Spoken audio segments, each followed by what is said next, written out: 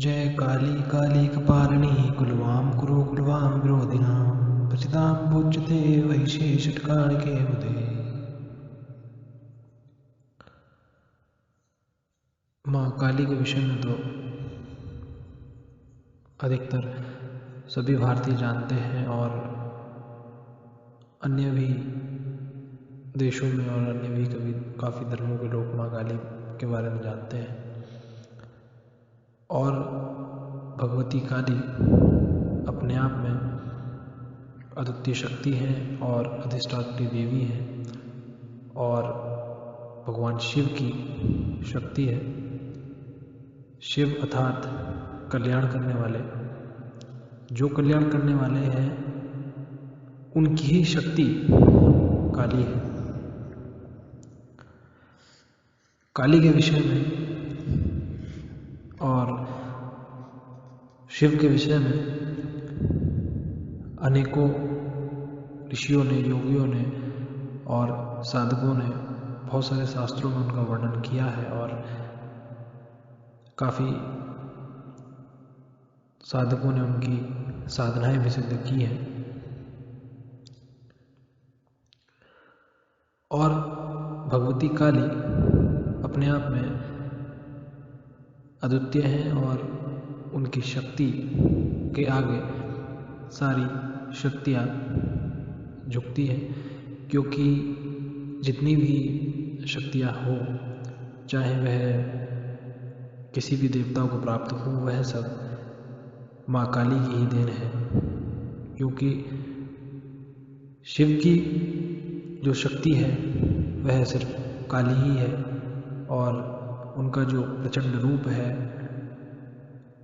जैसा कि सभी मूर्तियों में और उनके काफ़ी सारी छवियों में ऐसा दिखाया गया है कि माँ भगवती काली अपने आप में एक भयानक रूप लिए, लाल जीभा लिए और मुंडों की माला लिए, रक्त का संहार करते हुए और रक्त का सोपान करते हुए राक्षसों का और शत्रुओं का संहार करती है। तो इसीलिए वह बहुत ही भयानक रूप में दिखाई देती है। भगवती काली को लेकर के काफ़ी साधकों में यह भ्रम भी है कि भगवती काली की साधना को कोई सामान्य साधक नहीं कर सकता और उनको सिद्ध कर पाना बहुत ही कठिन कार्य है। पर ऐसा कुछ नहीं है।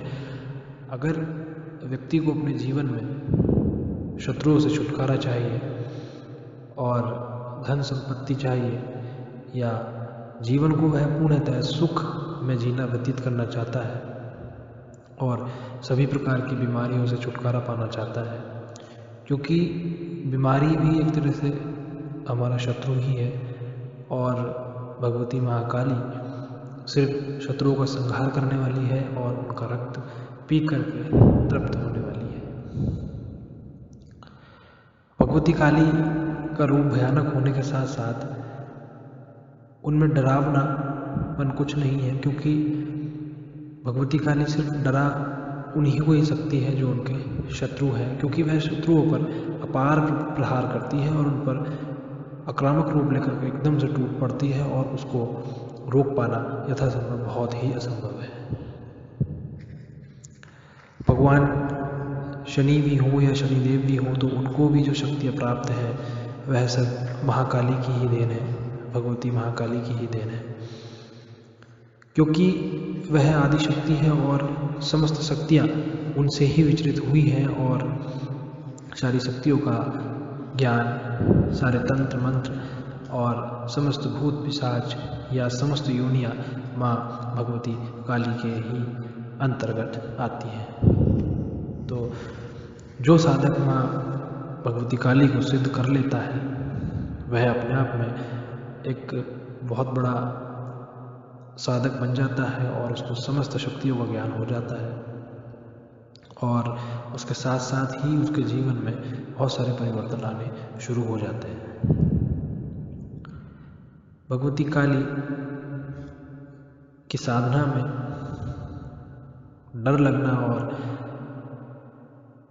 अनियमितता, दहशत होना वह सामान्य है, क्योंकि भगवती काली का स्वरूप अपने आप में बहुत ही खतरनाक है, क्योंकि उनको अगर देखा जाए तो अच्छे से अच्छे साधक और बड़े से बड़े साधक उनके आगे नतमस्तक होकर रोने लग जाते हैं और अपनी साधना को छोड़ करके माँ के चरणों में आ जाते हैं। भगवती काली सबसे जल्दी सिद्धि प्रदान करने वाली देवी है और सबसे जल्दी प्रसन्न होने वाली है।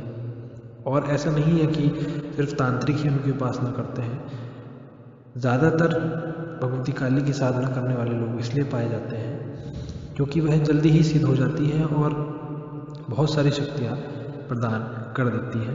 कारणवश साधक में अनेकों अनेक शक्ति आ जाती है। उसको कभी भी शत्रुओं का भय नहीं रहता, ना ही उसको कभी धन धान्य की कमी होती है और ना ही वह कभी रोगी बनता है। उसकी काया निरोगी हो जाती है और वह समस्त देवी पर और समस्त शक्तियों पर विजय पा लेता है। लेकिन भगवती काली की साधना को कर पाना आसान तो नहीं है, लेकिन मुश्किल भी बिल्कुल नहीं माना जाएगा, क्योंकि काली के सिर्फ रूप में ही भयानकता है। इसके अलावा किसी भी तत्व में, शक्ति में या फिर अन्य किसी साधना में कोई भयानकता भगवती काली की साधना में नहीं है।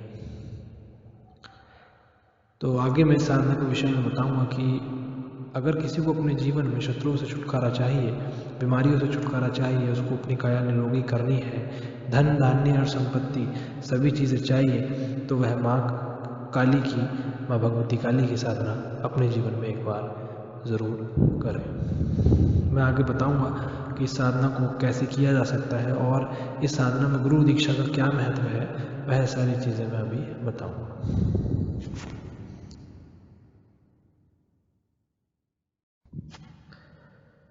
आजकल काफ़ी जगह देखने को मिलता है कि कोई भी ज्योतिष हो, पंडित हो या ज्योतिषाचार्य हो, वह महाकाली से नीचे बात करने को तैयार ही नहीं है। क्योंकि हर किसी को यह लगता है कि महाकाली को सिद्ध करना या भगवती काली को सिद्ध करना बहुत ही आसान है। और यह चीज़ सबने सुनी है कि आदि शक्ति वही है, सारी शक्तियाँ माँ काली से ही निकली हैं, तो उनको सिद्ध करने से वह बहुत बड़े तंत्राचार्य बन जाएंगे या तांत्रिक बन जाएंगे और समस्त शक्तियाँ उनके अंदर आ जाएंगी और वह समाज का हित करने में लग जाएंगे। पर इसके पीछे क्या सत्यता है? सत्यता यह है कि साधना विज्ञान, गुरु दीक्षा और शक्ति के प्रत्यक्ष दर्शन प्राप्त करना वह अपने आप में बहुत ही बड़ा रहस्य है। क्योंकि जो भी व्यक्ति प्रत्यक्ष किसी देवी के, देवता के या किसी शक्ति के प्रत्यक्ष दर्शन एक बार कर लेता है, तो वह इन सब द्वेष, पाप और धन, मोह, माया, संपत्ति, परिवार, रिश्ते, नाते, मित्र, मित्रता और अन्य सभी चीज़ों को समझ जाता है और कोशिश यह करता है कि इन सारी चीज़ों में रहकर भी कभी वह इन चीज़ों से मोह माया नहीं करेगा। लेकिन साधना विज्ञान, जो आप जिस ग्रुप में आज चल रहे हैं या आस्था अध्यात्म में आप हैं, तो वह ग्रुप बहुत अभी आगे है। आस्था अध्यात्म बहुत आगे की चीज़ें देखता है, क्योंकि और जगह आप देखें या फिर कहीं पर भी देखें तो अभी ज्योतिष पंडित सिर्फ इन्हीं चीज़ों में लगे हुए हैं कि आपका शनि कहाँ पर है, आपका मंगल कहाँ पर है, आपकी कुंडली में कालसर्प दोष है, आपकी कुंडली में पितृ दोष है, ये है वो है। बस यही 4 चीज़ें अभी तक चल रही हैं।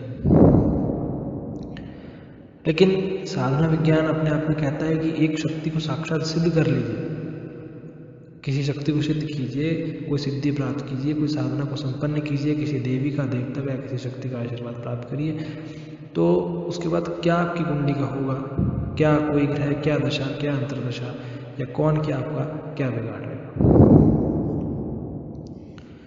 तो फिर से मैं वही उस बात पर आता हूँ कि जीवन में पूर्णतः सुख की प्राप्ति, सुख की अनुभूति और हर किसी का प्रिय बनना है।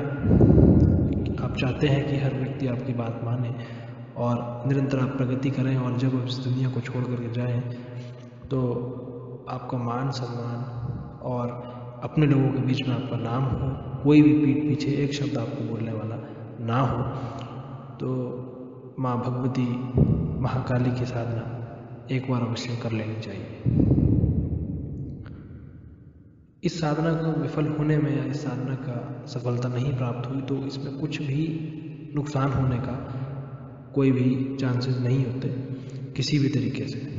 हाँ, इतना हो जाता है कि किसी को साधना में उस तरह की सफलता ना मिल पाए जो उसने सोचा हो या जो उसने अनुमानित किया हो कि मुझे इस साधना के बाद ये चीज़ मिलेगी, वह उसको ना मिले, पर उसका थोड़ा सा कम उसको ज़रूर मिल सकता है। यानी कि जो उसके सोचने में है उससे थोड़ा सा कम इस साधना में प्राप्त हो सकता है, लेकिन प्राप्त कुछ ना कुछ होगा जरूर, यह सत्यता है। क्योंकि आदि शक्ति महाकाली को सिद्ध करने वाला अर्थात उनका मंत्र जाप करने वाला भी अपनी उष्णता को बढ़ा लेता है और अपनी शक्तियों को जागृत कर लेता है। भगवती काली की साधना करने के उपरांत आदमी को त्रिनेत्रधारी कहा जा सकता है, क्योंकि उसको वह तीसरा नेत्र जागृत हो जाता है और वह एक स्थान से दूसरे स्थान कहीं पर भी विचरण कर सकता है और कहीं पर भी आ सकता है, कहीं पर भी जा सकता है। यह चीज़ माँ भगवती काली की साधना से प्राप्त हो जाती है। तो इस साधना को करने के लिए सबसे पहले जो ज़रूरी बातें हैं वह मैं बता रहा हूँ। गुरु दीक्षा सबसे ज़्यादा महत्वपूर्ण है साधना के लिए, और इस साधना में किसी भी प्रकार का भय ना हो इसके लिए गुरु का पूजन करना बहुत ही ज़्यादा आवश्यक है। और करीब 1 माला जाप गुरु के नाम की और गुरु के मंत्र की करनी अत्यंत आवश्यक है। क्योंकि इस साधना में जब डर होगा, जब डर लगना शुरू होगा, तो गुरु का मंत्र अगर आप पढ़ते हैं तो गुरु के सानिध्य से आपको डर की अनुभूति बिल्कुल भी नहीं होगी। भगवती महाकाली का जो मंत्र है, जो उनका बीज है, वह इस प्रकार है। क्रीम क्रीम क्रीम हुन हुन हुन ह्रीम ह्रीम गुह्य कालिके क्रीम क्रीम क्रीम हुन हुन ह्लीम ह्लीम स्वाहा। इस मंत्र को काली मिर्च और शुद्ध देसी घी को किसी भी अनुपात में मिलाकर 1000 आहुतियाँ देने से भगवती काली सिद्ध हो जाती है। और इस साधना को सिद्ध करने के लिए यह आवश्यक नहीं है कि आपको साधु बनना पड़ेगा, कोई साधक बनना पड़ेगा, या किसी एकांत स्थान में जाना होगा, या फिर किसी मंदिर में जाना होगा। आप गृहस्थ में रहकर के भी साधना को सिद्ध कर सकते हैं, अपने एक एकांत कमरे में भी इसको रहकर के सिद्ध कर सकते हैं, अपने परिवार के बीच में रहकर के भी इसको सिद्ध कर सकते हैं। किसी भी प्रकार का कोई ज़्यादा अनुष्ठान करने की कोई आवश्यकता इसमें नहीं है। बस जो मंत्र है और जो साधना है और जो गुरु की दीक्षा है वह इसमें सबसे ज़्यादा महत्वपूर्ण है। साधना के संपूर्ण होने के बाद नवकन्याओं को भोजन कराना अत्यंत आवश्यक है, क्योंकि अनुष्ठान पूरा करने के लिए कन्याओं को भोजन कराना अत्यंत आवश्यक है, जिसमें हलवा पूरी का भोग लगा करके कन्याओं को तृप्त करना जरूरी है। कन्याओं को तृप्त करने के बाद ही यह साधना संपूर्ण मानी जाती है। और जो आपका मंत्र है क्रीम क्रीम क्रीम हुन हुन ह्लीम ह्लीम गुह्य कालिके क्रीम क्रीम क्रीम हुन हुन ह्लीम ह्लीम स्वाहा, यह मंत्र जब भी आप 108 बार पढ़ते हैं तो माँ भगवती काली प्रकट होती है और आपके जो भी सवाल या जवाब होते हैं वह उनको सुनती है और प्रत्यक्ष ही और जल्द से जल्द ही उन सारे उत्तरों का उत्तर देती है, सवालों का उत्तर देती है। और अगर शत्रु से आप बहुत ज़्यादा परेशान हैं, जीवन का अंत करने की सोचते हैं कि मुझे अपने जीवन का अंत करना चाहिए क्योंकि मैं शत्रु से घिरा हूँ और मैं अब बच नहीं सकता, तब माँ भगवती काली आपको एक सेफ्टी और सुरक्षा और बुद्धि सुरक्षा आपको प्रदान करती है कि आप अपने समस्त शत्रुओं से छुटकारा पा सकें। तो आगे मैं विस्तार से साधना के विषय में बताऊंगा कि साधना को शुरू कैसे करना है, वो मैं बताता हूँ जल्द।